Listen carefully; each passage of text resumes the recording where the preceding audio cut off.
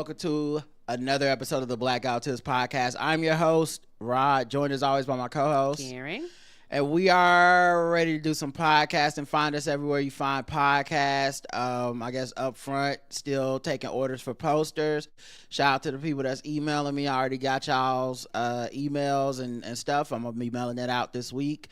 But I appreciate y'all. You know, people, and some people going above and beyond. I said $15, or some people doing like $20, $25 just to, I guess, to make it worth our while. Yeah, they was like, won't be shit covered. Because I'm gonna be honest, I didn't, I don't know where y'all live. I just know it's time and money. But y'all, appreciate y'all. Y'all are so kind. Yeah, thank you. The official weapon of the show is phone chair. An unofficial sport. Bullet ball. And bullet ball. Extreme.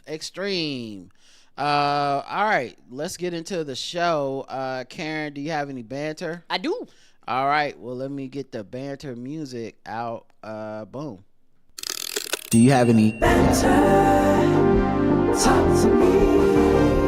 Do you have any banter? Talk to me. Do you have any banter? Do you have any banter? I do. Talk to me. Banter. Talk to me. Do you have any banter? I do. Banter. All right, Karen, hit me up. I will hit you up. I don't really drink coffee, and so we went to Starbucks, and I was like, because I normally do the Frappuccino. That was one of the first things I ever tried. All I know was delicious. I get it with extra ice because I like it kind of thick, and it tastes like a milkshake. And I was like, this is enough for me, because I'm not into coffee like that. And so I was like, you know what? Today, I'm going to be a big girl. I'm going to be bold. And I'm going to branch out. And it sounded delicious. And it was. I tried white chocolate mocha. Hot. Because she asked me hot or cold. I got confused. I was like, oh, shit. I didn't know it was going to come hot or cold. I was like, hot. And I got some whipped cream. And it was really good. All right. I'm being adventurous. I always get a little intimidated by Starbucks because I'm not a Starbucks person. Like, I don't go there all the time. Right. And I normally, when I do go, it's the pumpkin spice latte season, which it isn't now. So I always get overwhelmed by their menu, even though I know it's probably simple. But it's just like all the words that don't mean what they mean. It's like, what size? I would like a medium. Yes. Oh, do you mean a tall? I don't know. I don't know, and I don't know why you made that complicated. Everybody else knows it's medium, small, and large. Yes. But and then I don't really know what all of them meant. Like sometimes I used to order stuff just because it sounded familiar. Like I used to order an Americano. I'm like, let me get an Americano. I'm American. I don't know what that means, and I never liked it because it's just coffee with more caffeine. It's like espresso or some shit. Like it just wasn't my type of thing.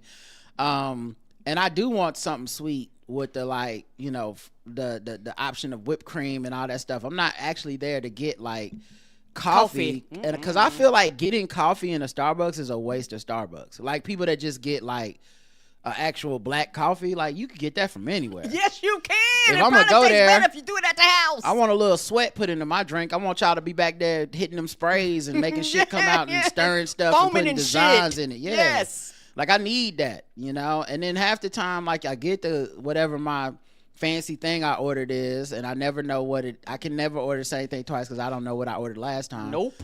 And sometimes it's sweet, and it's like you take a sip and you're like, oh, cool. And sometimes it's like, we did all this shit and you still need to put some like Splenda in this bitch because sugar, because this still ain't sweet. This shit ain't sweet. This for people that really just like coffee, that just like the taste of black coffee, and I'm not one of them people. Right. And so I know it wasn't until maybe the past 10 years I had ever went to a Starbucks. I know Starbucks been around forever, but I was like, bitch, I have no reason to go in here. Why would I go into a Starbucks? I don't drink coffee. And in my mind, I was like, that's all you sell, so why am I here?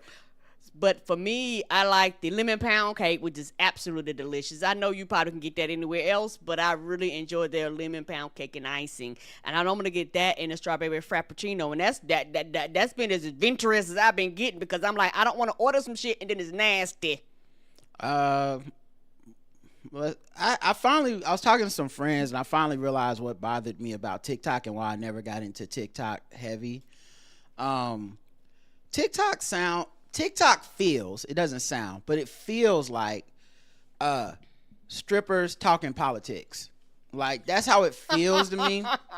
And what I mean by that is, like, there's a level of almost like pretty privilege you have to have on TikTok because it's a visual medium. It's not words. So it's not like Tumblr, and it's not like Twitter or even some of these hybrid apps. Like Twitter is a hybrid app where, like, you could just be on there because you just think the things you have to say and type are important.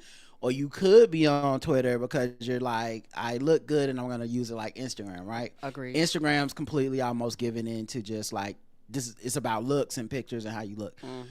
TikTok is video, so it has to be about how you look. And when you do video as a primary thing, there's a certain conceit you have to make to the visual, to the eye, right? It's like if our podcast was only on YouTube, all of a sudden we might really do need to dress up and put on makeup and all that shit because it's the only place to get it and everyone's doing the same shit. All right. So now it's like if you're not doing it, it becomes like the thing, right? But we don't get too much income or worry about YouTube. It's secondary, so we don't do that. Right. And it would take us longer to get ready and blah, blah, blah, right? Agreed. And so I think maybe as a creative, I noticed what goes into creating this content. And so it used to bother me, even back during the pandemic when it blew up and people would send me videos. I used to not like them because they'd send me these videos and it's somebody like their cleavage is pushed up. It's a dude with no shirt on and his abs are popping. And it's not a jealousy thing like, abs. It's not homophobia or anything. It just felt like this isn't content that is necessarily mind-blowing. Like, this person isn't extremely smart. They're not saying something I've never heard before. Right. They're just attractive. And the default is you need to be attractive to be on there. You can be attractive and stupid, for the record. I'm not. You can. Just most of the stuff people send me are smart people or people at least repeating smart points. Right. But yeah, I noticed someone was bringing up a popular TikToker, and I was like, yeah, I'm not really in the TikTok world, so I just didn't know this person was that popular. And then another person was like, yeah, I don't necessarily think that dude is like great at what he does. And I'm like, I have heard of this guy. You know me, it's a big turn off to me, people that are so progressive that all they do is shit on Democrats. So I'm just not, it doesn't matter what the fuck you look like. I'm never going to like accept that content. I feel like that's actually missing the point. Yes, it is. But so that was my whole thing. I was like, I don't need to get into this guy. And so one of the people in the thread was like, hey, actually, I don't like him either. I think his points are pretty much like pedestrian, but I think he also has pretty privilege, which is like he looks good and so people watch his shit. And then the other person was like, oh yeah, I definitely watch it because he looks good. And I was like, this just from now, you guys help me. You crystallize what I don't like about TikTok. It's just strippers talking politics.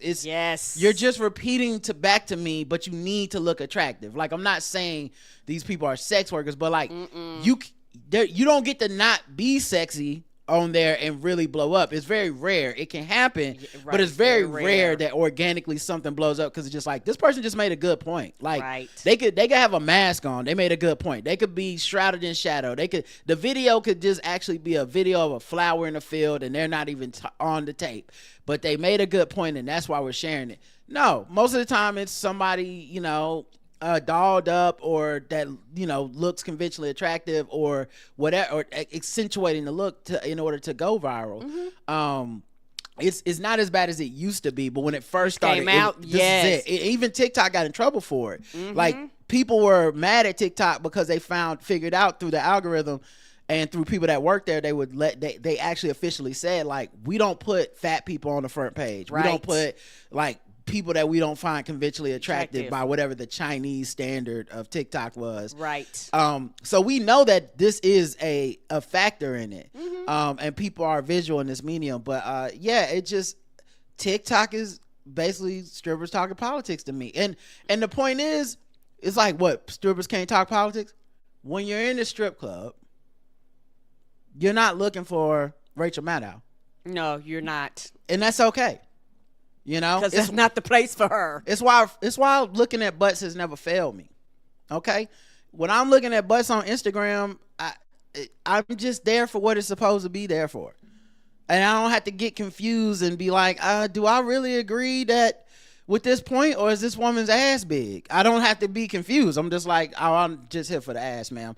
And then whenever they be like, actually, go Trump, I'll be like, unfollow. I'm not here for that. I'm in the strip club. I'm not here for that. It wasn't about it wasn't about that for me. You know, sorry, good for you, whatever. But this post of all words is not why we didn't follow for this.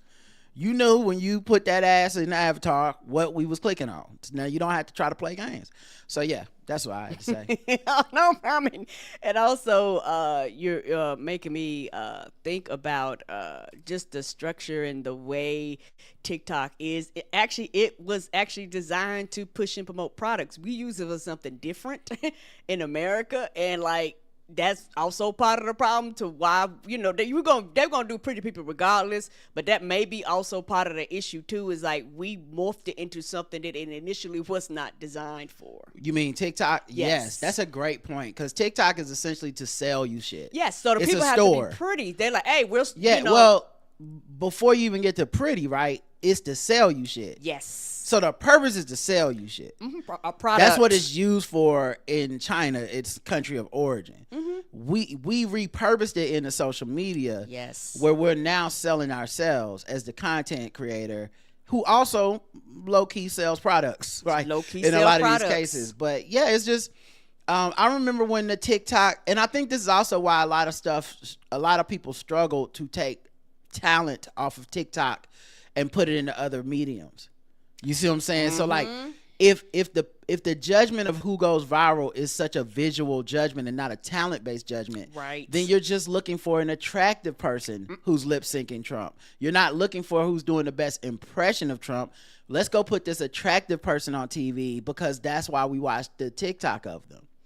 A prime example of that is, I forgot the comedian's name, but that comedian, Matt Rife, who everybody looked good, all these women wanted to fuck him. Yeah. And then he got up there and everybody was like, this ain't what I came for. And it was like, but you came because I looked good. Yeah. You know what I'm saying? Like, that's why you're here. Yeah, like the talent was optional, because the talent on a content is how many views you get. Right. And views are not necessarily approval or applause. They're just views. They're just views. It's what are people willing to watch. Agreed. It don't mean you good at it. Yeah, it's very tangential to this point, and I guess now I'm going off on a different tangent, and I'm sorry, because I know this is the banter segment. Oh, you good, baby. But there's this, I don't know if you've seen these videos. I've been seeing them all day on the timeline. I have not watched them yet.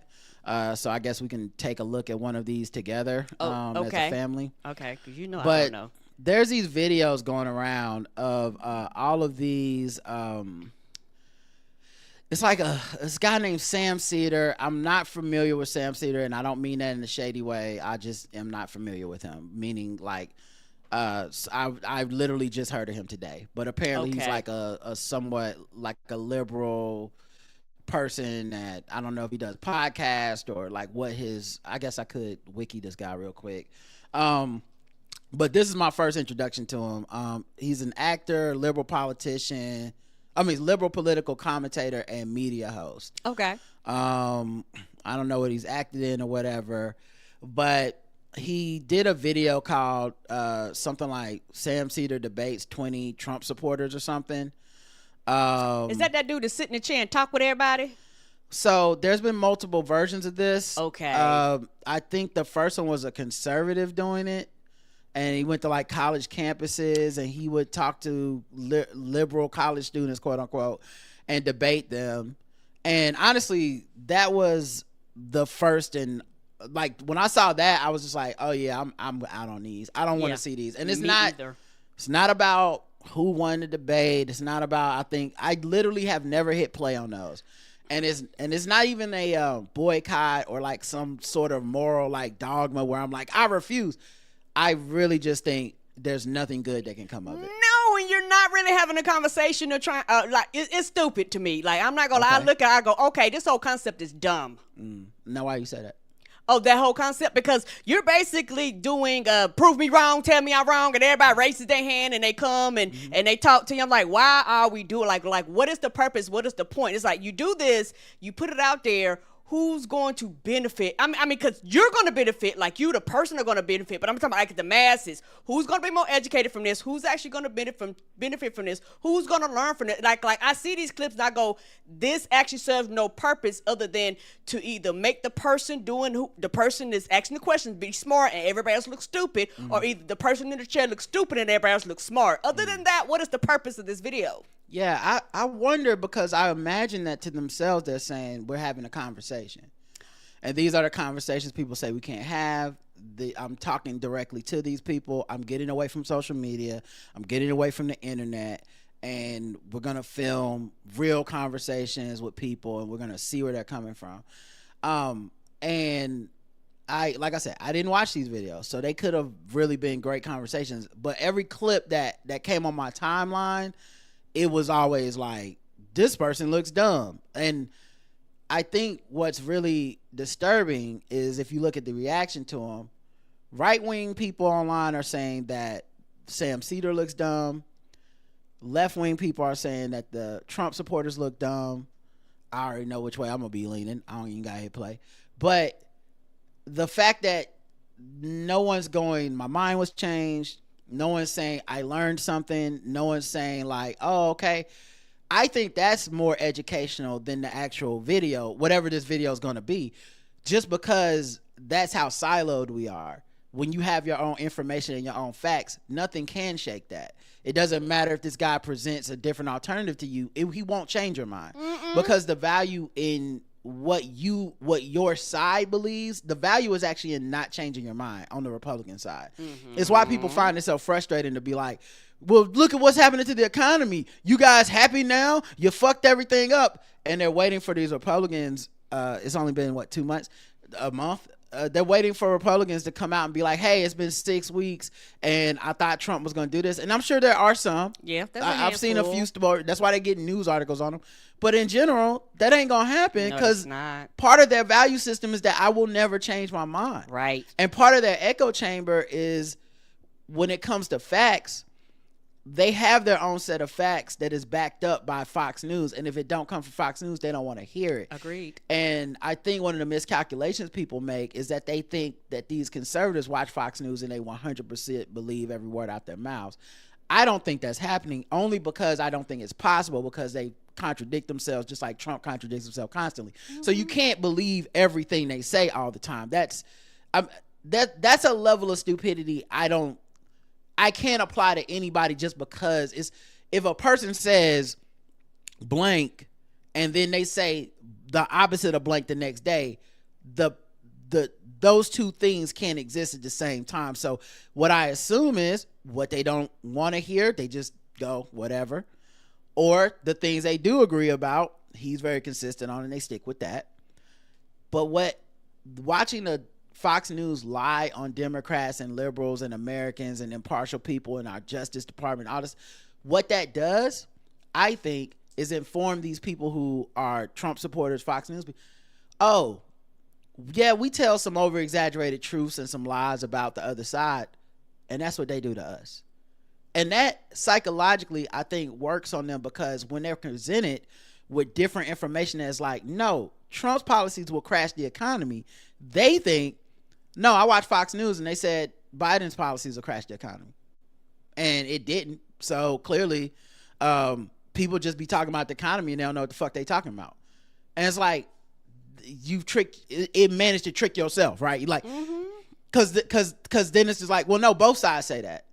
And as far as they're concerned, they can stop thinking at that point. Yes. So as the economy craters or as the stock market goes down or plunges or whatever, it's like, whatever. That's what they saying on MSNBC, but guess what they're not saying on Fox News? They ain't talking about the economy no more. They're not bringing up the stock market anymore. Right. And also the something else while you was talking, another thing that turns me off about this conversation about these videos, and also something else that particularly a lot of people online that turns me off about wanting to quote unquote have a conversation, if we have a real conversation, that shit is motherfucking boring and it's not fucking content. Right. Let's just keep that real. It's like I've seen real conversations being had where people come in level headed. They don't come in hostile. They actually like let's talk. Let's have a real quote unquote conversation. You say that because it's a hot thing to say, it's a cool thing to say. But if we were actually having a real motherfucking conversation, you could not take that shit and chop it and cut it into content and sell it. So you do this bullshit. Well, also because you can't debate 20 people in 10 minutes or whatever the shit cut down to. You're right. But also like, I think especially liberal people, especially people who are on social media a lot, I think they really, really overvalue the quote unquote owning of another person. Like dunking on somebody. I know why they overvalue it. It's because the internet essentially is, social media essentially is powerless. Yes. Like but it makes you feel powerful, right? It gives you the illusion. And so we have to start measuring power in the ways that can be replicated on social media. Right. So taking someone and dunking on them in a short clip is essentially the same thing as me quote tweeting somebody and making a joke. You know, like someone told me the other day, it was like, I hate to be that friend, but blank, blank, blank, I disagree with you. And I quote tweeted them, you know, joking, and said, it's okay, we're not friends.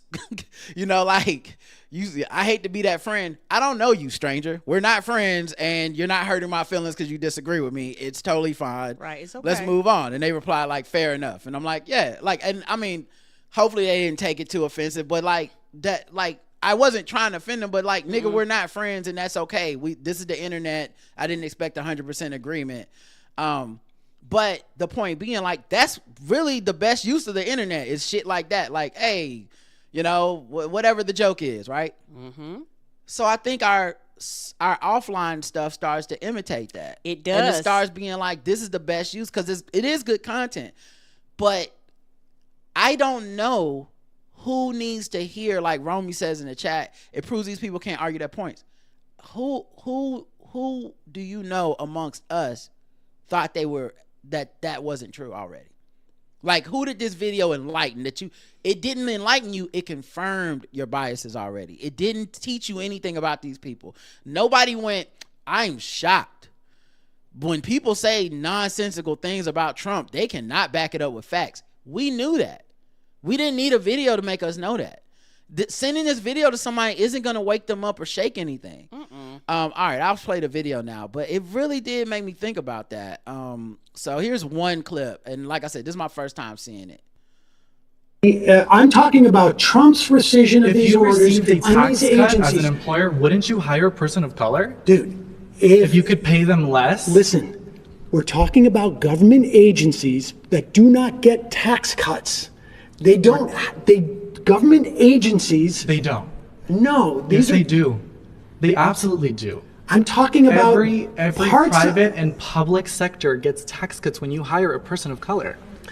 Government agencies don't pay taxes. Government agencies operate on, are funded by the government. That is not true. That is not true. And you know what? I think. Yeah, I don't know what good can come of that exchange. Right.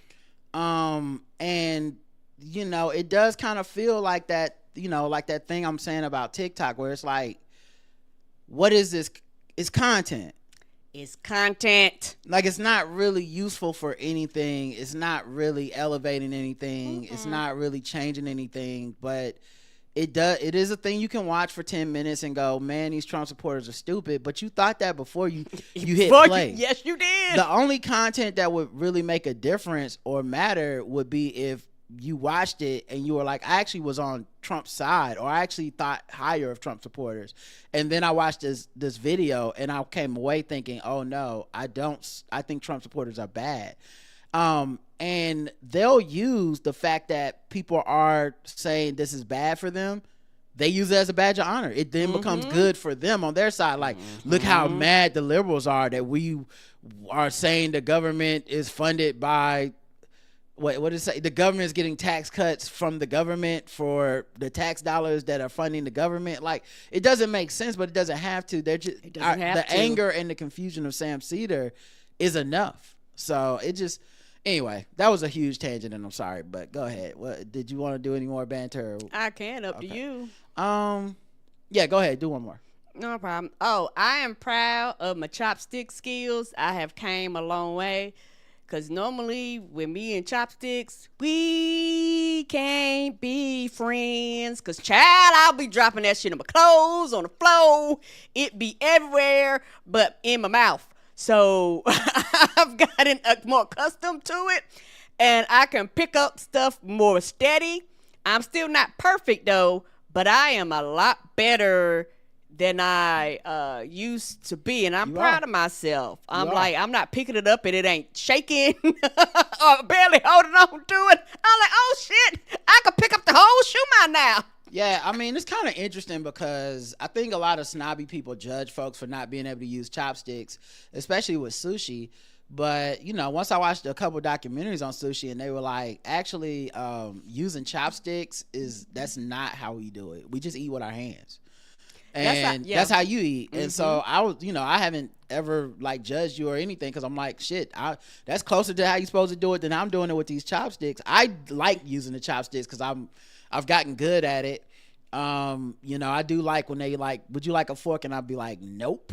I'm like, yes, please give me a fork. I believe in myself. I've been using these chopsticks long enough.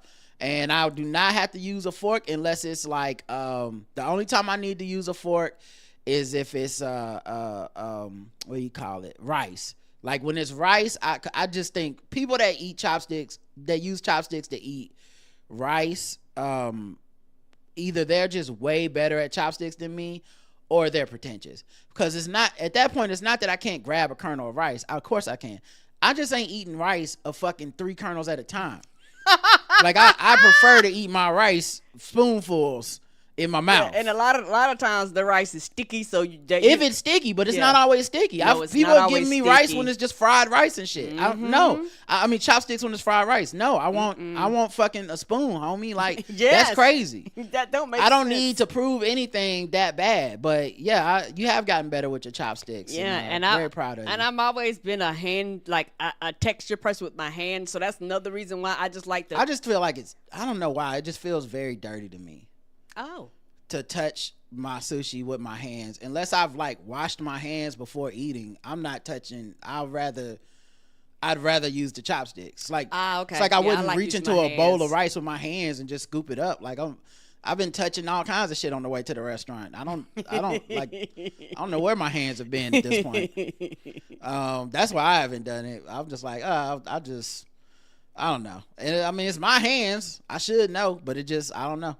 I touched the door handle on the way in. Now that's in my mouth. I'm good. Give me some utensils, please. I still eat with my hands. I know you don't care. It's your life, and if you want to throw it away and die of the neurovirus or whatever the fuck, it's on you. As long as I don't get it, I'm good. The last thing, I mean, I guess this kind of ties into what you're saying. Karen has no danger sense, and it's really sad. You know, I don't know what's wrong with her. We was walking out of a restaurant today, and there was a man walking down the street. Now, I hate to be prejudiced, okay? Meaning I prejudged. But I looked at this dude, and I was like, something's off about this dude right away. And I think part of it was he had a haircut, but it was the kind of haircut he had. It was kind of unkempt-ish. And then the way he was wearing his jacket was kind of weird. And so I peeped him coming down the street right away. My immediate danger sense goes in. I don't freak out. I'm not like a white lady. I don't like pick up a phone or dial 911 and wait. But I just peeped it right away and was like, okay, I need to keep my eye on this guy, spider sense wise. Y'all. Karen is just lottie-dottie walking through the middle of the fucking street, and this guy's over there, and like clockwork, my danger sense immediately gets confirmed because this man every like 5 to 10 feet literally starts fist fighting the air. Like swinging at the air violently as if it is a human being that he is fighting to death with. Not like on some shadow boxing shit, not on some like it wasn't cute miming. Like this man was having a fight with some beings from another realm that we couldn't see, but he could not see him. And it was every 5 to 10 feet. Like he'd be walking kind of normal and then swing. And it was a variety of moves, by the way. It was punches, kicks. He went low on him a couple times or whatever. And Karen, after the dude is punching, Karen's still walking closer to him than I am. And I'm like, Karen, what are you doing? I thought I was closer, my bad. If we're walking down the street, I will almost always be on the side closest to the cars, and Karen will make it so that she is on the side away from the cars. I don't have to say anything. She just does. And I'm between, it's the rule of cis-headed relationships. That's the downfall. If a car hits somebody, it's got to hit me first before killing Karen. It got to take us both out. Yeah, I can't explain to people later, like, no, she was walking closer to the cars. They're going to be like, Rod, what's wrong with you? And that's why I'm alive and she's dead. I can't do that. No. I got to be at least fucked up. Ain't nobody going to want to hear that. So why you would walk closer to the violent person walking down the street, I don't know. And I had to say, he did it like 2 or 3 times. I had to be like, Karen, what are you doing? Get behind me. And then she finally got behind me. But I'm like, what if I wouldn't have been here? You just been in the street getting beat up by crazy man. Cause you was just like, oh, la-da-da, just walking down the street, sushi. Oh man, having a great time. We gotta pay attention. We don't know who won. Somebody said who won. We don't know. I know who would have lost. Like Me? you gotta be paying. You gotta keep your head on swivel out here in these streets. It's not safe. Sir. It was just I couldn't believe it. I'm like, what is happening? Did you not see him? What? Initially, no, I did not. I'm so sorry. But after 3 violent outbursts later, you still was on the wrong side. So what happened? Because I thought I was closer to you, and you was like, you were closer on the wrong side. If he had changed his mind and said, I'm gonna fuck somebody up, you was on the front line, Karen. There's nothing you can do for the crew on the front line. Everybody got their strengths in this crew. You to call the police person. Yes, I'm the fight person. Yes, I am called the authorities person. So my bad. It was initially I did not see them, and in my mind I actually thought I was closer to you than I actually was. I needed to be on the other side of you. It don't matter how close you. First of all, you weren't close enough. You're right. I need to be on the other side of you. What would it matter if you was close to me if he was gonna get to you first? That's true. I'm not got superpowers. I can't be like, oh, let me rewind time and get on the right side. I can't protect you if you can't. How I'm gonna protect somebody that can't even be on the right side? That's crazy. My bad. You gotta keep your head on a swivel, man. All I could think is like, I'm glad you didn't go here by yourself, because you were just walking towards the car like Buddy wasn't even there or something. Because I said initially I did not see him. But you saw him before I said something, and you still was just out there in the street like nothing was happening. That was a thing that I saw. There's nothing you could do to explain it. My bad. You gotta use your danger sense. We grew up in the same neighborhood. There's no way you don't know. Yes, we did. Yeah, come on, Karen. All right, let me move into something else. I'm sorry, y'all. Y'all want me to be around too. I can't be out here getting fucked up. All right, let's move on.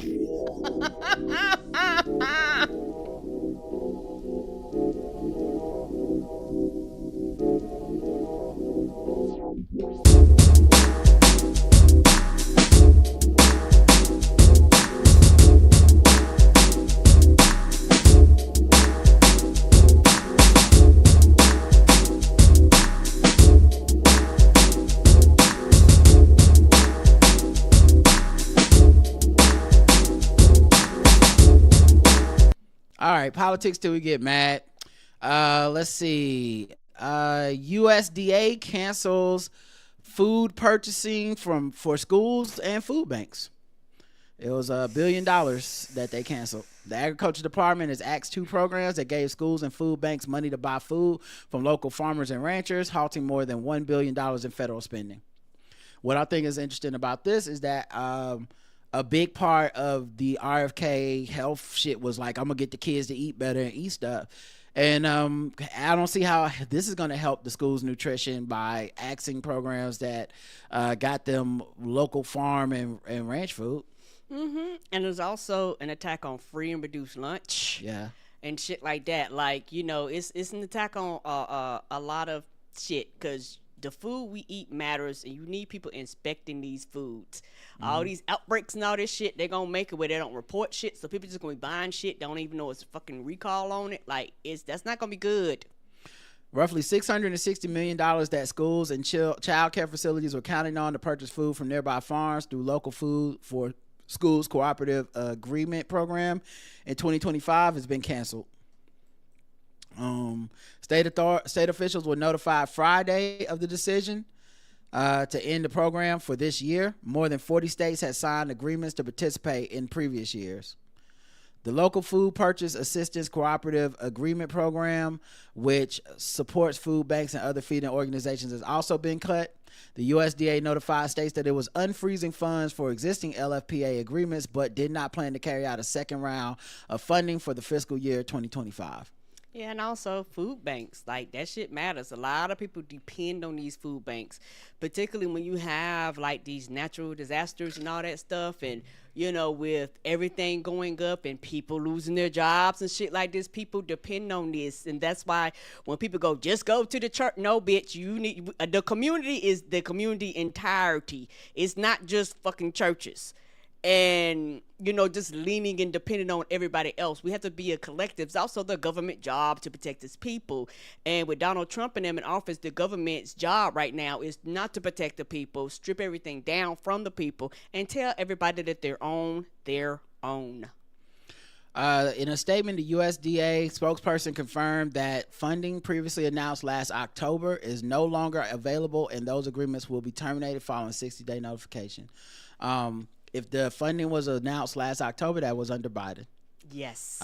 Who apparently never did nothing, and Democrats are the same as Republicans. We the same. Okay. And this is reminding me a lot of 2016, where people spend a bunch of time saying how Obama never did shit, and then the first probably year or so of Trump's administration was just taking away stuff Obama had actually done. Yes. And many of you dumb motherfuckers actually became educated about how much Obama and Biden had done by what you lost, not by what was gained. Right. And in this case, I think, ironically, we're about to experience another round of this as people go, damn, we had a program that was funding this? Yeah, that's, and it's not some like, it's not all old shit, meaning like not all these programs are things where it's like, yeah, we've had this since the Great Depression. Some of this shit is like relatively new, or the funding has been increased or whatever, and now we're losing those things. These programs created under the former administration via executive authority no longer effectuate the goals of the agency. That's another great call out too. Executive orders that Biden did this stuff. For people that are like, Trump got all these executive orders and nobody why didn't Biden do this? He did. And many of these, of course, executive orders will have to go through the judicial process, and we'll find out how many of Trump's stay as opposed to as how we found out the same way with Biden. And also what's very, very frustrating, like I said, for a lot of people don't know how the federal government runs. They don't understand executive orders. Like, they don't understand any of this, and they just be talking. Just stupid motherfuckers. Right. I don't know how to deal with them. I'm not here to educate them. I think I'm exhausted. I've exhausted my patience. I'm a very patient person, but I think this last election took something out of me, because I'm just like, no, I'm not the person to bridge the gap. I'd rather call you a stupid motherfucker and move on. I really don't have time. Like, sitting down with 20 Trump supporters to me sounds like a waste of everybody's time. Yes, it does. Either you get the numbers to beat these people or you don't. You know what you need to do. And actually, you know what would be some good content? Sit down with 20 of these people that were too progressive to vote. Yes. That's now you got something. Where the fuck is that video? Because that's the one we need, right? Like, you're not going to change a Trump supporter or embarrass them enough to make people change their votes or whatever. But maybe you could if they're on the up and up, if they're not grifting, if they literally just, they've been on TikTok too long and they lost sight of whatever the goals were. If you, and the reason I think you won't see a lot of videos like that is because a person like Sam Cedar, I'm not saying he's a bad person. I don't know him. Literally, I'm just saying his name because he made this video. A person like Sam Cedar has a lot to lose in those discussions. Right. Because when you're talking to someone who's to the left of where you are and you're going, no, come back to the center. Move a little right. Be a little less progressive than what you're saying you are. Or let me explain to you how you're misguided and the real progressive position is where I'm at. That is a conversation. That's the conversation you can have. I would watch that. You know, if you sat with somebody who's like, I didn't vote and I refuse to vote for a Democrat because I'm so liberal. And then he sat there and explained to them like what was and was not happening, what was factual and what wasn't factual, what the consequences of those positions are and what they would lead to versus how they felt about the issues and would they want to be responsible for that. Now we talking about some shit. So Right. you just kind of like made me realize that when you were talking. And you know what that shit is? Motherfucking boring, and you can't make content because we got to talk long form. We can't do snippets. Honestly, Karen, and shit I think like you that. can. No, I think you can. I think you can make it snippets. You can do the same stuff. I'm not talking about it needs to be like a podcast. I'm not even saying it needs to be a worthwhile conversation. I'm just saying make content out of that. That's the conflict. The real conflict in America right now that is stopping progress is not one between conservatives and Democrats. That is not actually what's happening. That's an obfuscation of what's happening. Conservatives won by 1% or to 1 point something percent nationally. No. The real conflict is between people that sat on their ass. People that didn't sit on their ass in 2020, but sat on their ass in 2024. Go fight them. Go have that conflict. Go have that and cut it the same way. I don't care care about the value of the conversation as much as I'm like, put that conversation in the zeitgeist. Okay. Let's have that.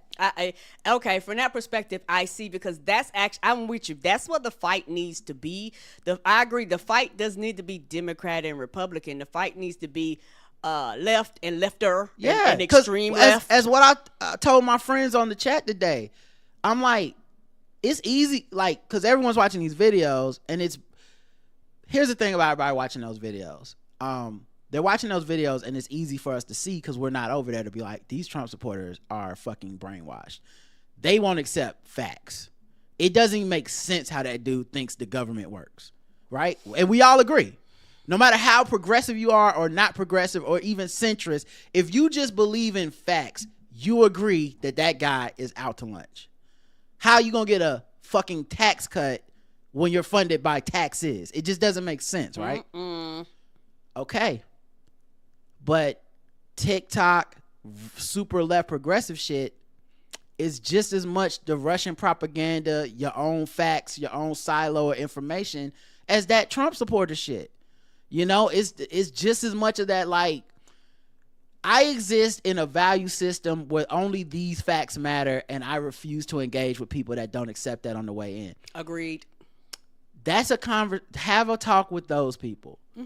Because I think it would matter. And you'll go, but it's infighting, or we don't want to make our side look divided. It's divided already. Yes, it is. Go ahead and contribute to trying to fix that. Because unlike the Trump people, you might be able to actually save some people that are so progressive that now they're looking around and going, you know how every fucking media outlet and every clip I saw told me that Democrats were the same? Well, now that they're locking up people without warrants and deporting them out of the country and saying that they will literally crack down on people who protest, and they're going to look into the backgrounds of every student and send them out of the country and all this type of stuff. Now that I'm seeing that, I might have some cracks developing in the information silo that I've been exposed to on TikTok that's just showing me a feedback loop of like, you're right, the more progressive you are, the more right you are, and fuck everything else and don't vote, which Russia, literally, we know Russian ops have been dedicated to doing that since the 60s to black people, to Jewish people, to be like, don't vote. They don't really care what your reason is for don't vote, so they'll show you some conspiracies conservative or some conspiracies liberal. Yeah, whatever keeps you from voting to put someone in power that would oppose whatever Russia has designed for America, they don't want that.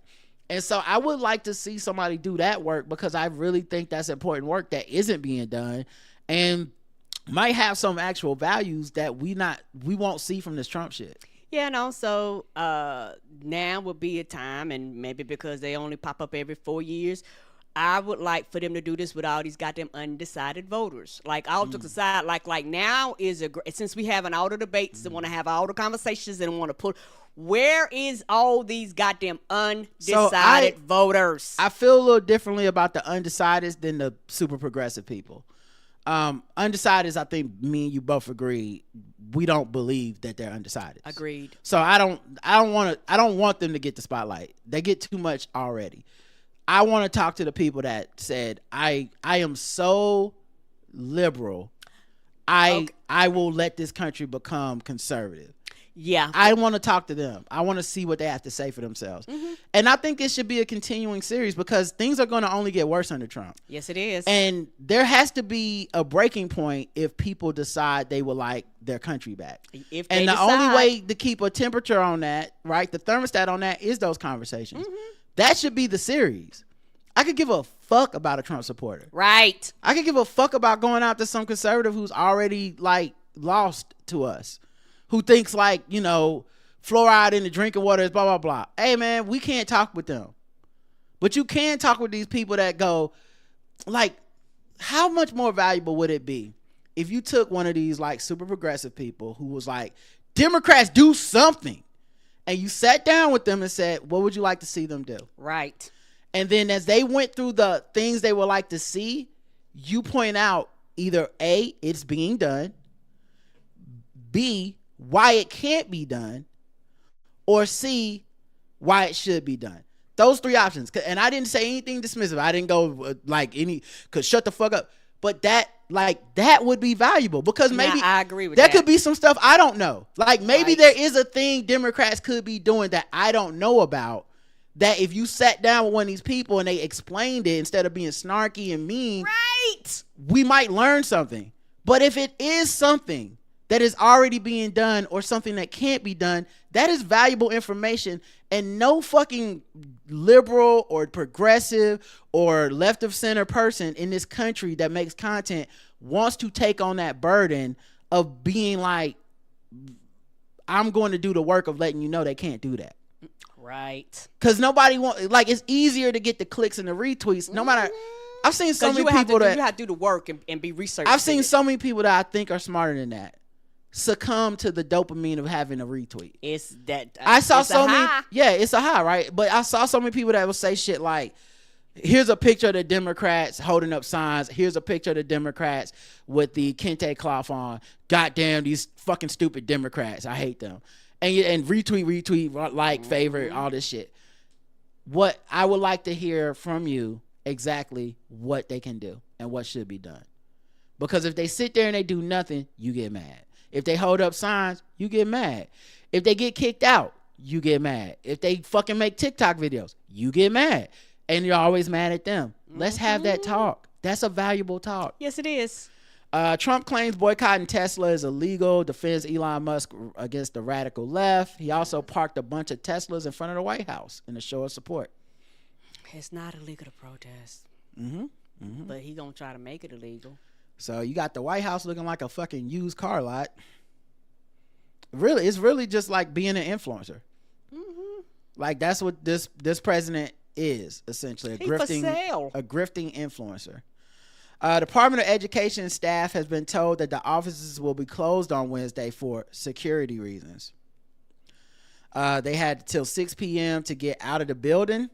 Offices will reopen Thursday, at which time in-person presence will resume, they said, but employees will not be permitted into any facility on Wednesday, March 12th for any reason.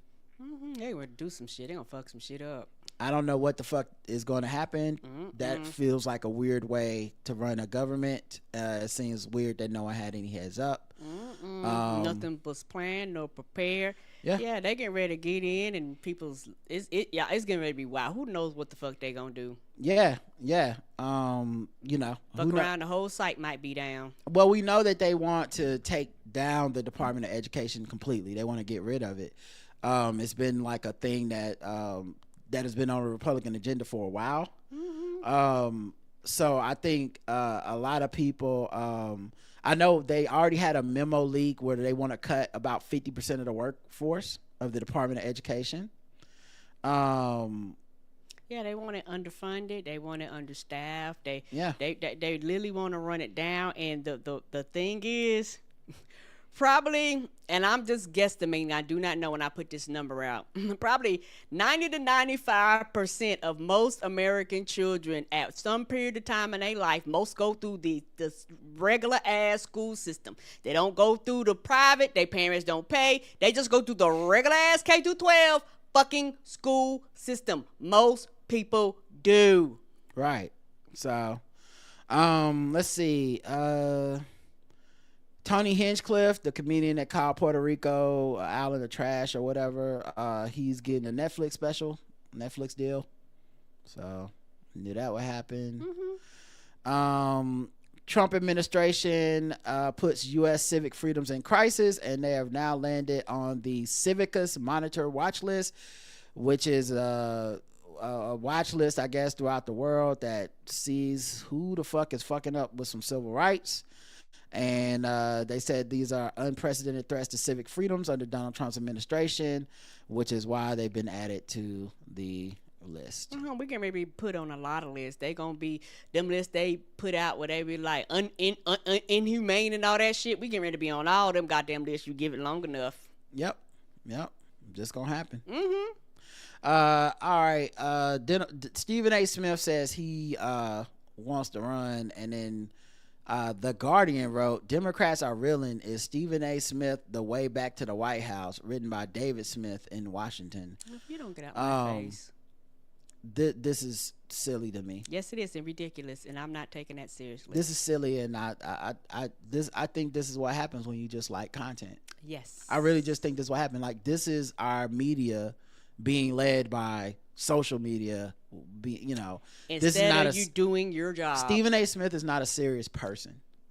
Period. Like, he's just not a serious person. It doesn't mean he doesn't have real power to affect things.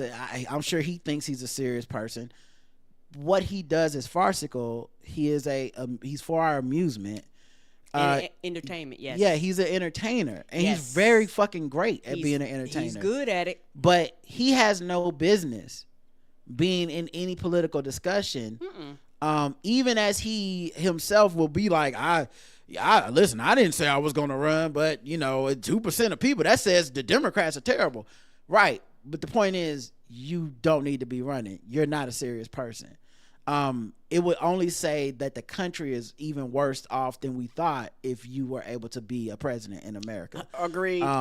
Because that would mean that America has lost its seriousness as well. It's already bad enough with Trump. The fact that political people are actually trying to take that seriously is insane to me. And it's also something where it's a distraction. It's a distraction, not trying to be funny, from a lot of them fucking up, for a lot of them not taking Trump seriously, for a lot of them not ringing the alarms, for a lot of them not doing their jobs. No lessons were learned by a lot of them, and instead of them admitting that we were partially at fault and doing a turn and be like, hey, we're going to educate the people before we can't even do our goddamn jobs anymore because all our rights are getting ready to be stripped too. Why we got a chance, but no, they're not doing none of that bullshit. You're talking about other shit that's still irrelevant. So were lessons learned? No. Yeah, and you know what else is interesting? A person like Stephen A. Smith, or like even like a Charlemagne or somebody like that, right? Who they always throw out as the token black person that they want, like, they shit on the Democrats and then they go viral and everybody's like, oh, finally someone said it. Where are they at when Trump is doing stuff? Isn't that interesting, right? Like, Trump's been in office, all these policies have passed. Where's that at? Where's the energy of Stephen A. Smith? Because if Democrats would have been doing anything, he was on Joe Biden's ass all last year. You know, as soon as Democrats lost, he was he was mad at basically Kamala Harris for even him embarrassing himself and him saying he supported her because he's probably a Republican on the low.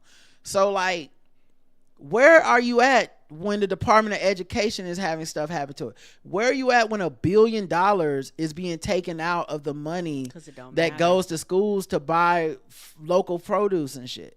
Where the fuck are you at? This is why I'm saying it's not serious.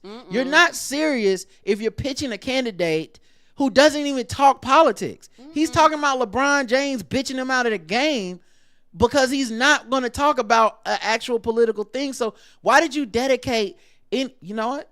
That's the segment. I'm mad. All right. Let's go to the next segment. Do one of us get mad?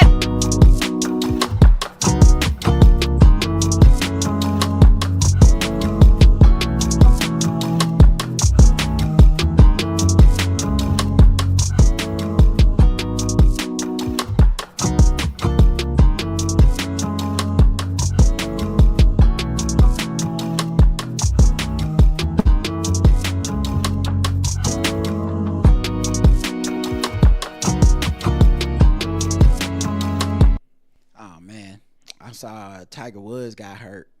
He had to get surgery. He's out indefinitely. Oh no. Yeah. Get well cool. All right. Oh, let's no! Get to double O knows. Let's get to this segment. Broke. Because we are broke. We ain't got it. Broke. We ain't got it. Southwest Airlines ends free check bags for most travelers. That means you gotta pay for every bag? Yeah. Yeah, it sounds like Southwest. Well, Southwest was the one that you didn't have to pay for your bags at all, I don't believe, right? Wasn't that why everybody did them? You get 2 free check bags to all passengers? Yeah. And so now it's ending that. Yeah. It's been taken over by private equity.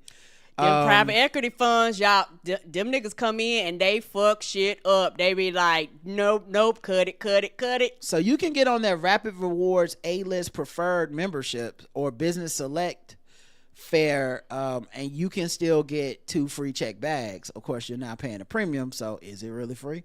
Right. Right. And also for I'm sorry, you'll get 1 free check bag if you're in that. Okay, go ahead. I'm sorry. What?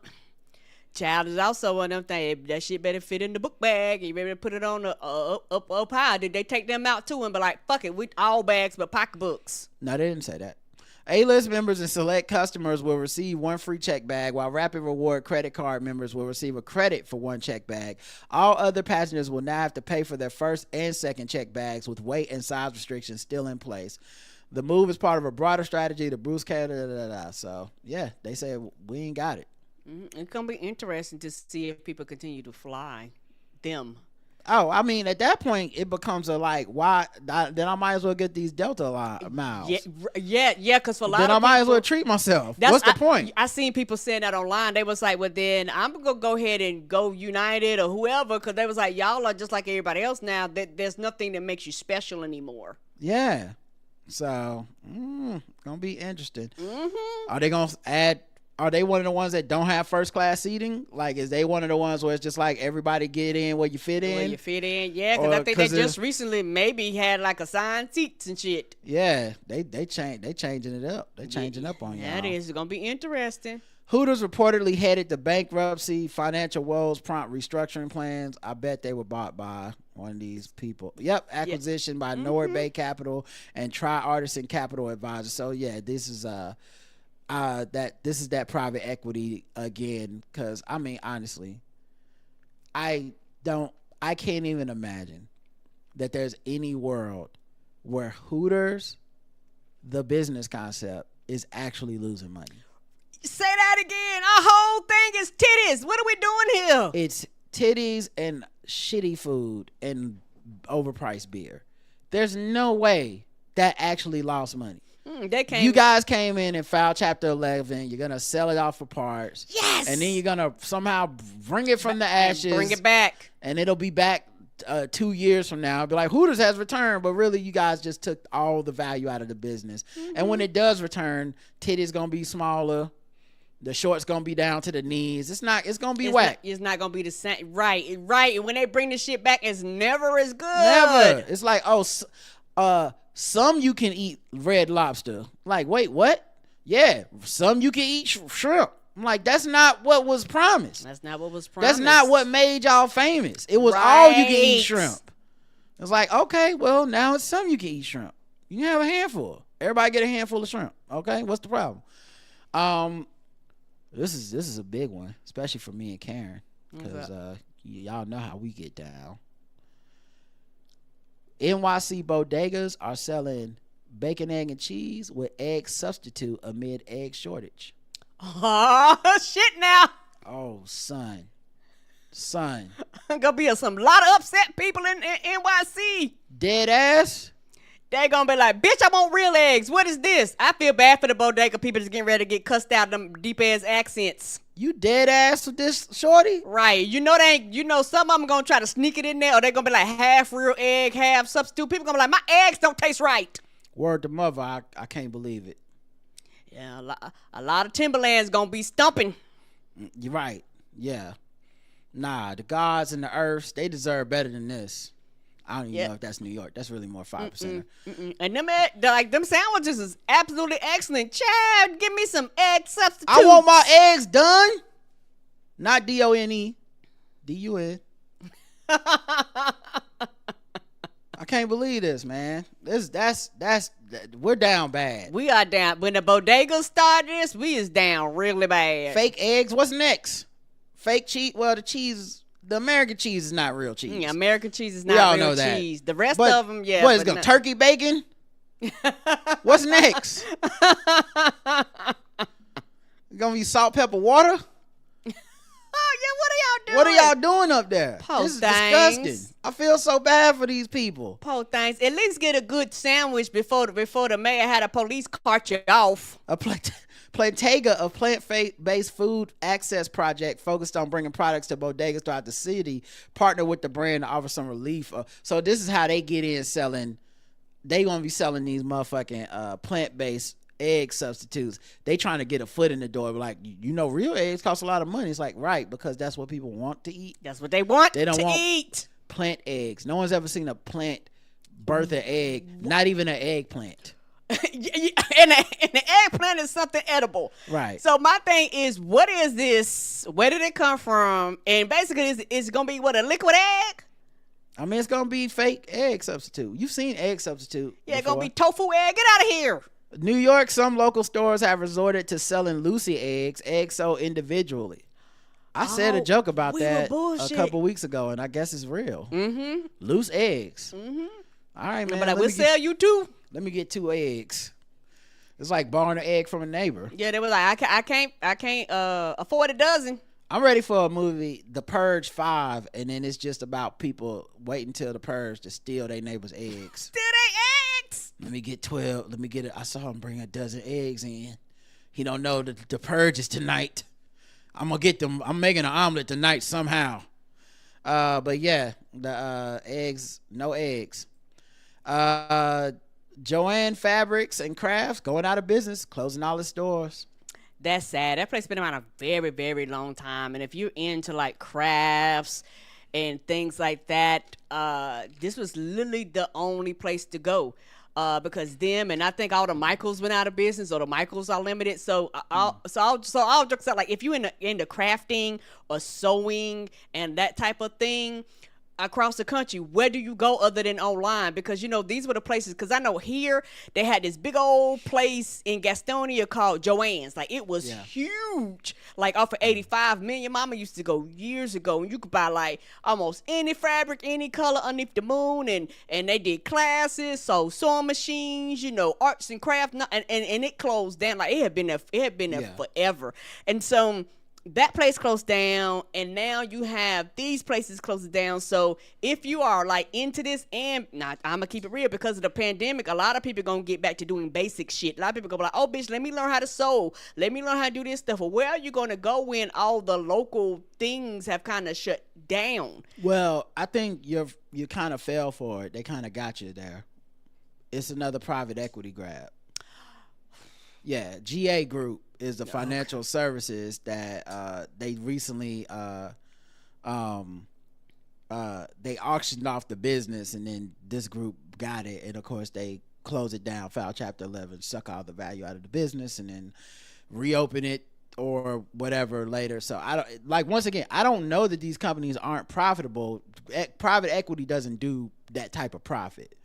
They never buy it to run it. They always buy it to sell it for parts and shut it down. To sell it. So, okay. So like, they'll sell the real estate, the land that it's on, all kinds of shit. That's what happened to Red Lobster.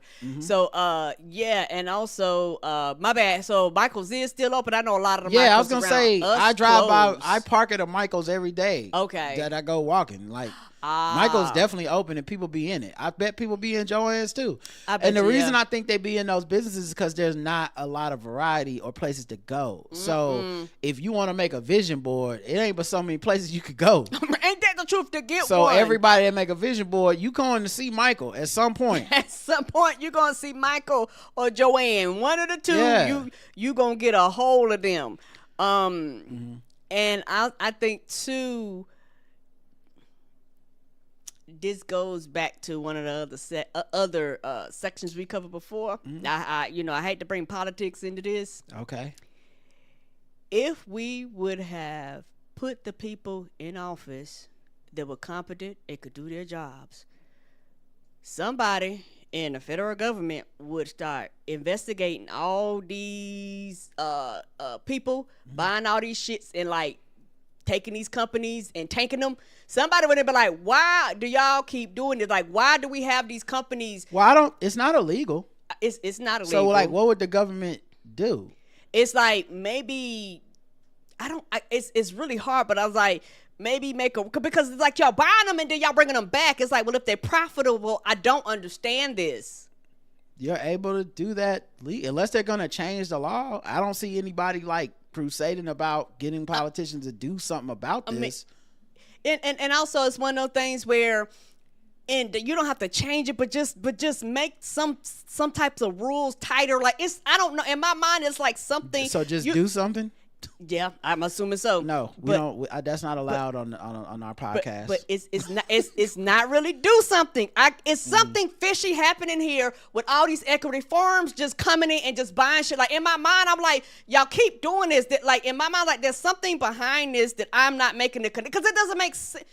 Maybe just me. My mind is like, okay, every time we turn around and you keep hearing about these companies close these businesses, I understand legally they can do this. I get that part. But there has to be something, some oversight, some rule, something to tighten that up where this would not happen as frequently. Because like you say, every article you read, I'm like, okay, these companies are profitable. Explain to me how a company could be profitable. Somebody come in, strip that shit down to the bones, resell it, and bring it back in 2 years. It don't sound right to me.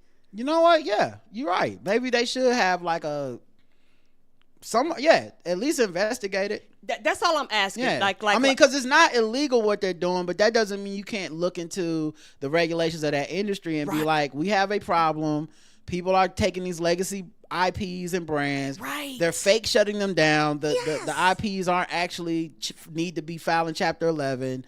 And we need to stop this shit because it's fucking up the economy, it's fucking up people's jobs and livelihoods. And this administration definitely won't be the people to stop it. So they wouldn't even look into it, I'm sure. Right, and that's why I say who you vote for is important. And I'm not saying they got to go in and crack heads, but at least look in the direction, because it's a trend. I think you're absolutely right. Like I hadn't thought of it that way, but that's why I asked you, because I just like I just being upset that Toys R Us went bankrupt and then came back.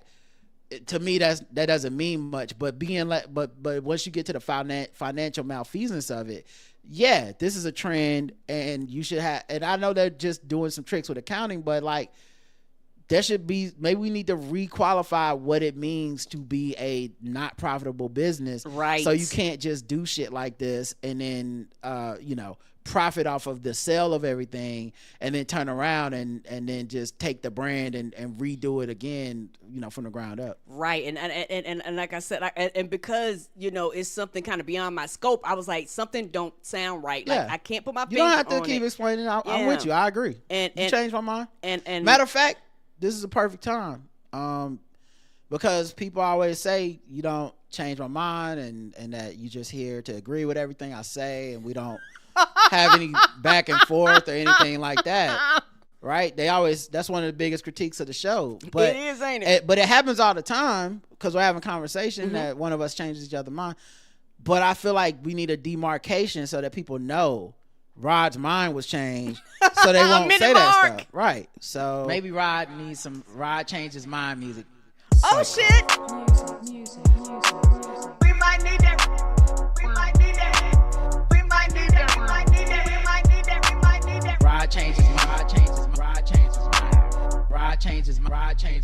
changes mind. You might need to make a note every single time that my mind is changing. Rod changes mind.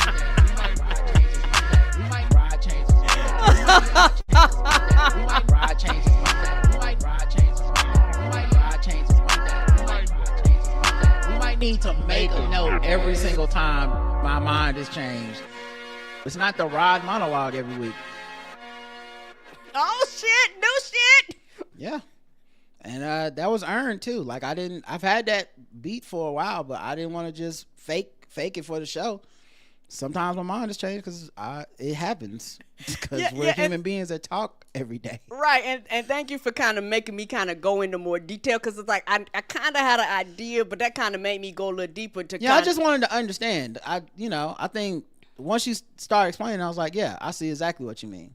Mm-hmm. You know what I mean? Shout out to Psycho Music who sent us that beat. Shout out to you, baby. And Karen didn't even know that beat existed. So it's not. I had no idea. It wasn't a plan. It wasn't like Karen is gonna try to change Rod's mind and really now she might. But before it wasn't like that. That's an authentic mind changing moment that's been marked. So stop writing us stupid ass comments on YouTube. Waffle House customers hit with extra egg charge as prices skyrocket nationwide. Ooh, child. They whole menu is eggs, ain't it? I just don't. Actually, you know what? I take it back. You know what? If any place can do this, it's Waffle House. At first, I was going to say, I don't know why they would do that. It's Waffle House, blah, blah, blah. But no. Waffle House can do it.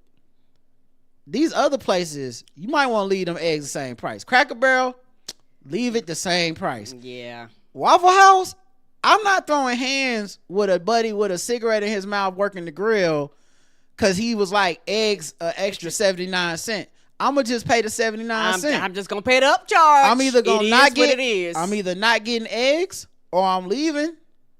But what I'm definitely not going to do is start fighting with them about them fucking eggs because they will jump my ass and use me as an example and be like, yeah, eggs. You know what? Now, eggs are extra $1. Right, because you done pissed us off. He done fucked it up for y'all. We was doing them for 75 cents an egg. It's an extra $1 egg now. Anybody else got more problems? Mm-hmm. No? They will turn into Mark's dad and Invincible on your ass. They gonna fuck everything up. You start talking about, I ain't got the 75 cents. Right. Why I got to be 75 cents? Because motherfucking eggs cost more. Yeah, the whole crew gonna look at you and be like, nigga, we ain't gonna be fussing with people all day. We gonna whoop your ass like you the 10th person. We done had enough of y'all hollering at us. I know. They probably tell you when you walk in the door. Yeah, I bet you they do. Like not even before you sit down and they bring you the menu. I'm talking about when you just go ding dong. They're just like, egg 79 cents extra, just letting you know. You like, all right. Right, they're gonna tell you up front. So when you start complaining about, bitch, we told you when you walked your ass in the door. Right. But yeah, they Waffle House raised them prices on us. Yeah, people gonna pay them.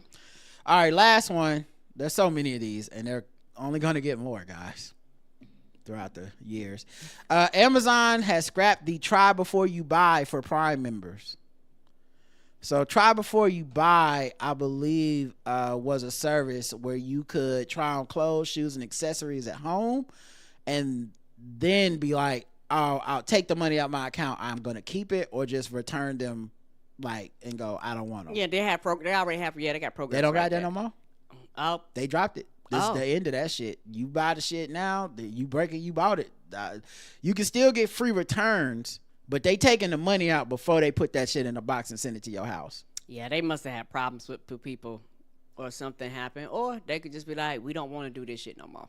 Yeah, they started in 2017. It launched in 2018. I bet it was huge during the pandemic. Yes. And I bet you as people went outside, that shit started dying because people started Yeah. going outside. So there you go, guys. This try before you buy has died.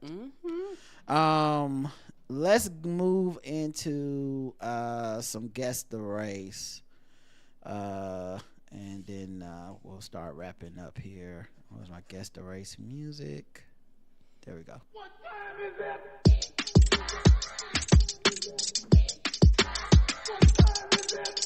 It's time to guess the race. It's time to guess the race. It's time to guess the race. It's time to guess the race. Your brain gonna be scrambled. You start fighting Waffle House about them eggs. Child. They gonna be scattered, chunked, your blood across the floor. Ain't that smothered? All right, guess the race. You know the rules. If not, you'll figure them out. Florida woman, 51, arrested on domestic watermelon battery. Oh, domestic watermelon battery. That's a new one. A Florida woman has been charged with domestic battery for allegedly throwing a watermelon at her boyfriend, who luckily dodged the airborne fruit. Ooh, and you know what? They had to call it that because so many people been throwing watermelons. I was like, fuck it, put it on the book. Domestic watermelon battery. I don't think that's the official charge. Oh. I think that's just the headline, Karen. I'm about That's to just say, the how headline. many watermelons y'all been tossing?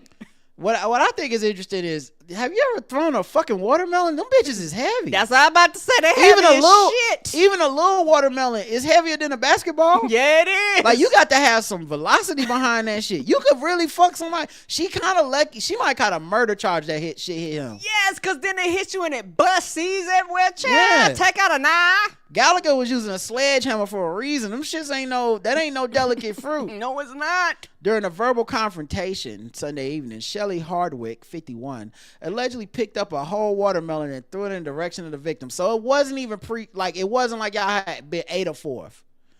She just picked up the whole watermelon and threw it at his old ass. Oof. The 56-year-old man quickly moved out the way of the incoming watermelon, the weight of which is not disclosed.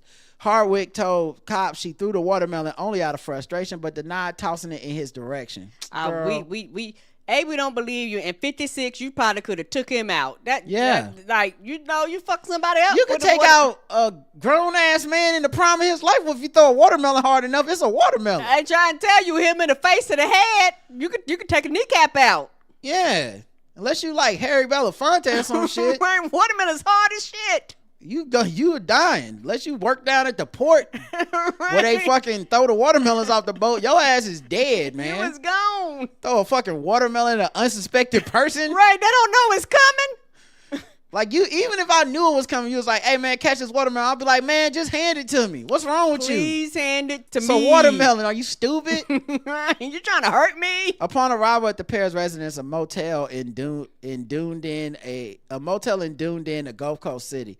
So Dunedin, I don't know how you pronounce this. Anyway, the point being, their residence was a motel. Yeah, that tells you enough. Times is hard when the residence is a motel. That's never anybody's first choice. They probably paid a good weekly rate. Right, yeah, weekly or monthly. When you talking about residence, y'all know when you pull up, it's like the Residence Inn, and y'all like, oh no, nah, I think I'm gonna go ahead and stay at the Hampton or whatever. There was watermelon seeds on the victim's face and clothing, so it must have exploded. It probably did when it hit the ground. I guarantee you, he dodged it, hit the ground. The shit probably exploded. Hardwick was arrested on domestic battery, a misdemeanor. After spending the night in jail, she was released from custody on her own recognizance. They give her a restraining order away from the watermelon stand. I would. She is not allowed to be near produce or the farmer's market. Right. A judge has directed Hardwick, who has pleaded not guilty, to have no contact with the victim. Additionally, the judge ordered her to be outfitted with an ankle bracelet that monitors her alcohol consumption, so they think she was just drunk. Maybe. All right, Karen, guess the race of Miss Shelley Hardwick. Black. Karen's going black because of the watermelon. All right. Sound like the real seed that's growing here is the racism inside of you. Tammy B says Gallagher white. She just had to say a punchline before she threw the watermelon, you know. Working hard, hardly working, splash. Watermelon blacks. This is as white as the watermelon rind, says Tyrone. White watermelon waster. So we got a pretty diverse range of guesses here. Half black, half white. Karen said black. The correct answer is she was white.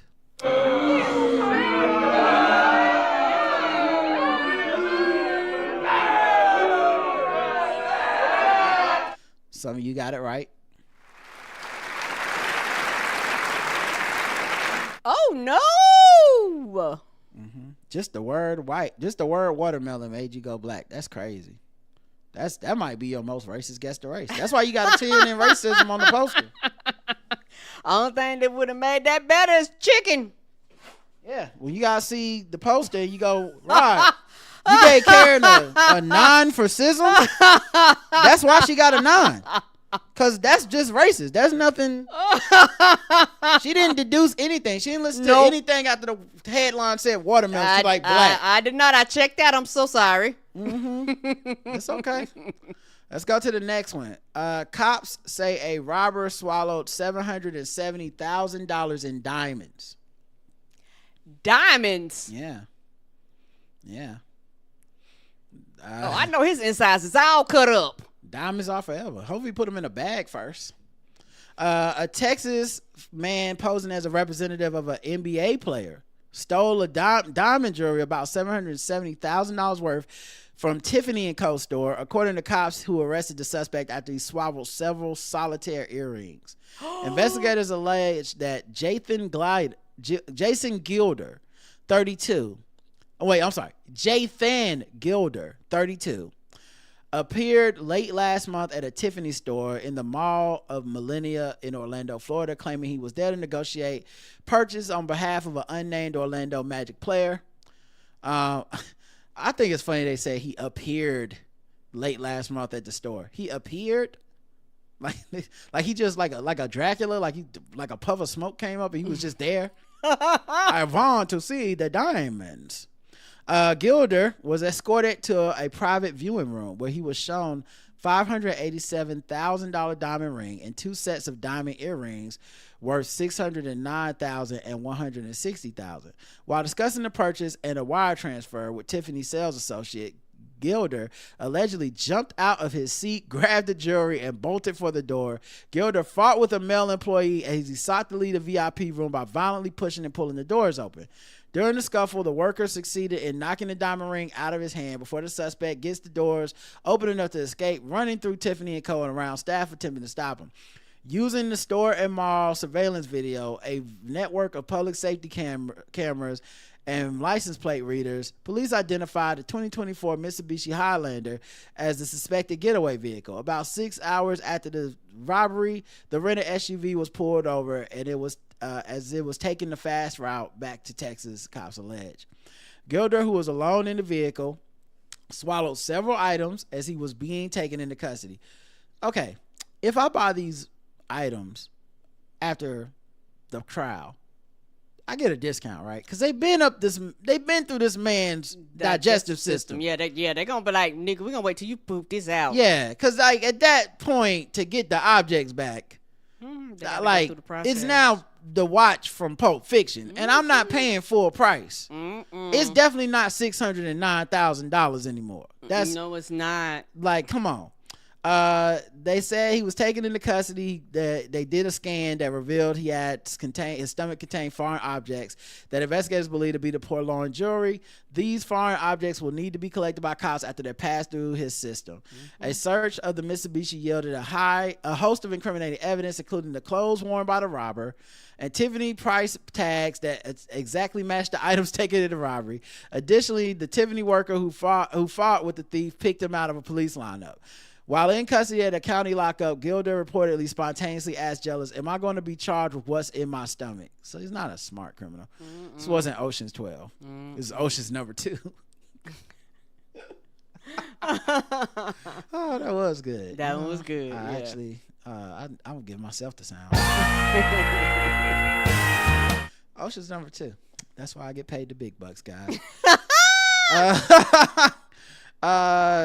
He said earlier while he was in the rear of the Florida Highway Patrol cruiser, a trooper heard him say, I should have thrown him out the window. Why are you saying what's in your head out loud? To maybe keep an inside voice. What's wrong with you? I don't root for criminals, but damn, bro, you making it super easy. Right. Open and shut case. You got the right to remain silent. I knew I shouldn't have stole those diamonds. All right, I guess I'll just, it still counts as being silent if I just speak it only to myself, right? No? Damn, I should stop talking out loud.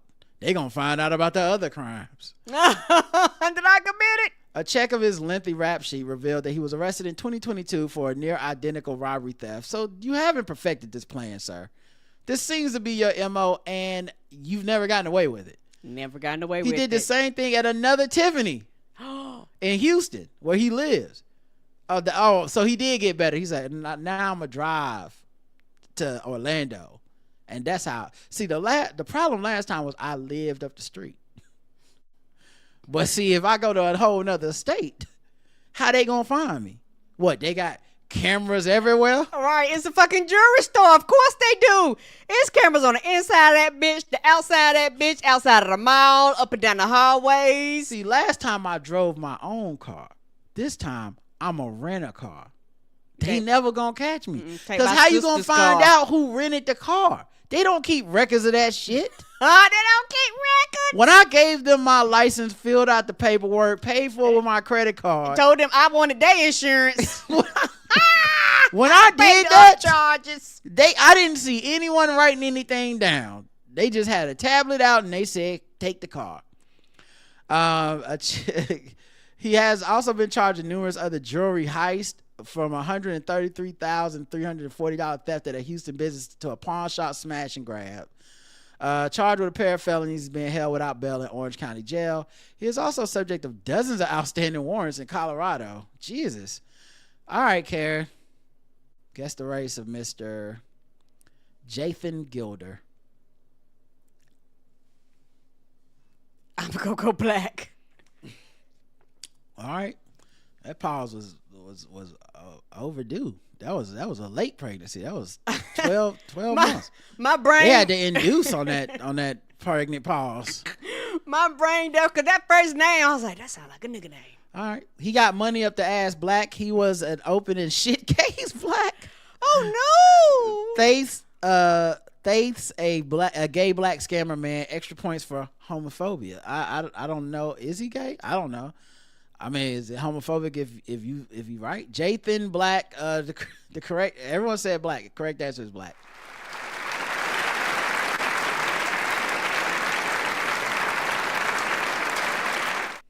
Yeah. The name and the fact that he was buying it on behalf of an NBA player feels racist. Feels like black. Mm-hmm. Now, if you said Jonathan, I'd have been like, that could have went either way. Yeah. Jathan is it was him. Mm-hmm. So, I would hate to collect that evidence. All right, let's go to the bonus round. So now I gotta be on shit watch. Oh my gosh. Yeah. Every time you go to the bathroom, you literally probably got the shit in something because we can't let you go to like a public toilet. Yeah. All right, triple the points. What time is it? Triple the points. Triple the points. Triple the points. Triple the points. Triple the race. Triple the points. Triple the points. Triple the points. Triple the race. A Maryland hairstylist is facing a charge of second-degree assault after video captured her dragging a teenage client across a salon floor for allegedly attempting to walk out on her appointment without paying. Oh no! The stylist, 18-year-old Jayla Cunningham, posted the now viral March 2nd altercation online. She posted the evidence online? The beautician? Yes. Of you dragging a child? Which shows her dragging a young client by her hood and then throwing her on the ground after she allegedly tried to leave without paying. In the video, Cunningham, who goes by Jayla Amora on her social media accounts, can be heard yelling to her client, "Sit right here until somebody sends it," seemingly referring to the money for the appointment. "I'm not fucking playing. You just tried to fucking run. You lucky I ain't beat the shit out of you," she then continues, as the video footage later shows Cunningham cutting the weave she had installed on the teenager's hair. The hairstylist said that the service, including the weave, was $150 and claimed that if she hadn't dragged the client back inside, she would not have paid for it. The teen's mom, however, told Fox 5 that her daughter had accidentally sent the money to the wrong account and was trying to figure out how to remedy the error. Forget trash. She ran without paying me. Cunningham told the outlet. I dragged her by her hood back into the salon until I could get paid, or until the police come, and until she let me take out the service, because it's like she literally ran outside like she was about to be gone. I feel like if I didn't do that, she would have been gone and I would have just never been paid. Cunningham now faces a 2nd degree assault charge, where I'm sure that news interview will be Exhibit A for the people. She thought she was right. It is not immediately clear whether she has obtained legal representation. It's pretty immediately clear to me. Nah, she hadn't at this point. Cunningham told Fox 5 she has a witness who will back up her claim. She added that she has since received death threats after the video went viral and had to move the location of her salon. I have so many questions in that sentence. I got a lot of but questions. the main one is, like, who can move the location of your salon that fast? Right, because y'all paying rent. Yeah, what kind of salon is this where you be like, I have to change location? Is it fold up? I don't understand. Yeah. Maybe she a weekly renter? Anyway, the client's family, meanwhile, has hired Jackson and Associates, a law firm in Upper Marlboro, to represent the teenager. The attorney, Deasia Thompson, called the video of the alleged assault horrendous in an interview with the outlet. It's a 15-year-old girl. We're talking about somebody's child here. A child who is being dragged across the salon floor by her jacket over something as simple as a mistake. In a statement to People, Thompson added, this appalling incident involved a minor child and an adult stylist who was certainly avoidable. Unfortunately, this case is just one depiction of the reality of what happens when citizens take the law into their own hands. As a result, in this case, a young girl suffered psychological and physical injuries for what ultimately turned out to be a mistake. And another young lady is now facing criminal charges that could have larger implications. Yeah, because 18, you're going to be tried as an adult, even though it's only like a couple years age difference. It's not going to matter. The client's mother echoed Thompson's comments, saying it's absolutely absurd. It's viral. It's all over the country. When asked how her daughter is handling it, she said, emotionally not good at all. Right, because all jokes aside, when shit like this gets out there, it ain't like it used to be. Like, that shit is out there forever. So now your classmates know, like, literally everybody knows, and it's fucking embarrassing. And an update shared to Instagram to her stories, Cunningham told her followers, that's the hairstylist, I'm okay, y'all. Thank y'all. Love y'all. Cunningham is set to make her appearance in her first court April 18th. So she don't think she did nothing wrong. All right, Karen, guess the race of Jayla Cunningham. I'm assuming black because we had braids and weaves and shit. Okay, all right. Karen's going with black on this one. Ma'am, I don't believe you, black. Everyone is black. Recuse. Cash over edges, black. I think a lot of people know the answer to this one because it's been viral, but it's black.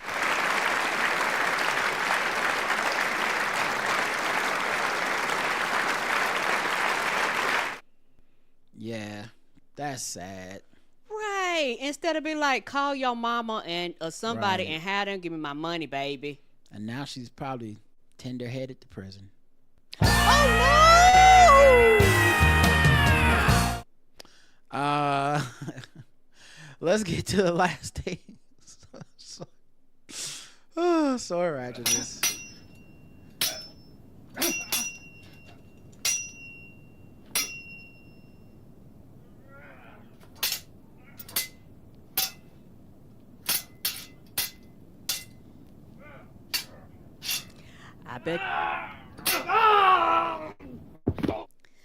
I bet you now you realize getting them locks out wasn't worth getting locked up.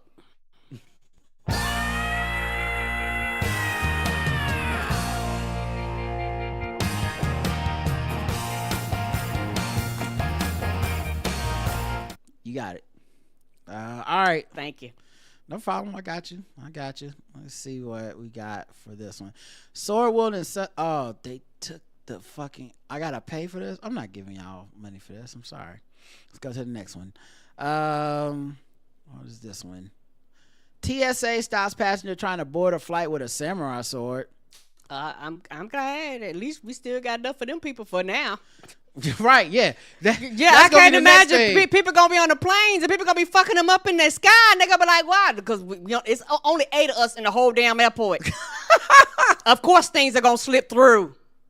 Yeah, the next plane crash gonna be because Source was on there because nobody was checking. Cause the plane gonna land. It's gonna be one motherfucker on there, them and the pilots. Cause they ain't gonna be able to get to the pilots. Cause the pilots be behind them double metal ass doors. But everybody else gonna be dead. People gonna be walking on the plane looking like Leonardo from Ninja Turtles with just a sword on each shoulder. Right. Like, look, they don't got time to be looking at us. They on break. Get on the plane. Y'all gonna get under the stewardess, gonna just start fucking everybody up. They ain't gonna ask no questions. They're gonna like, no, bitch, this is a danger zone. This sword was found in the passenger's carry-on luggage. I'll show you the picture, guys. But the TSA found it. It's probably the last one they'll ever find. This sword was found on the passenger's carry-on luggage as they attempted to board an aircraft at Harrisburg International Airport. The passenger was stopped at a TSA security point. This is a big-ass sword. Woo. Like this ain't no little sword. This is a I'm going to kill Shredder sword. Like, come on, my brothers. yeah, like that's a sword of vengeance. That's a Hattori Hanzo. Okay. That man was gonna kill Bill with that one. Yes, Kill Bill.